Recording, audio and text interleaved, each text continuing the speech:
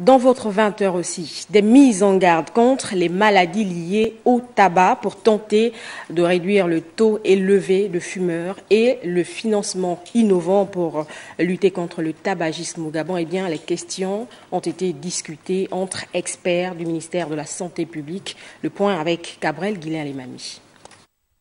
La lutte contre le tabagisme constitue l'un des combats des plus hautes autorités de la République gabonaise qui mettent en avant la protection des populations contre les effets néfastes du tabac, d'où la tenue de ces travaux organisés en étroite collaboration avec l'Organisation mondiale de la santé.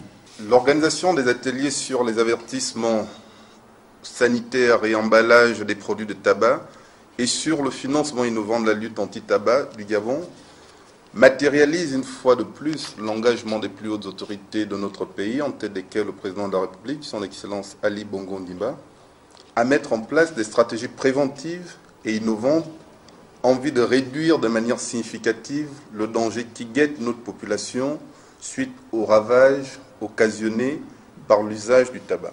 Ces assises sont une plateforme d'échange qui permettra aux différents participants de réfléchir sur des solutions devant permettre à l'élaboration des mises en garde sanitaires pour faire diminuer le nombre de fumeurs et modifier leur comportement. Avoir conscience des risques n'est bien sûr pas suffisant pour arrêter de fumer, mais cela a néanmoins une forte influence sur le comportement tabagique. On ne peut donc que se féliciter de la volonté du gouvernement de s'attaquer à ce domaine. Comme nous le savons, le tabac tue environ 19 000 personnes par jour, soit 7 millions de personnes chaque année, dont 6 000 sont des fumeurs passifs.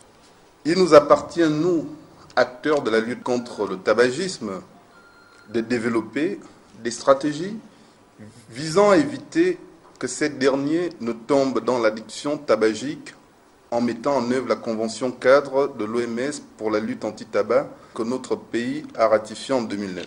Les travaux de la présente rencontre se dérouleront en 2 ateliers et sont prévus durer 72 heures.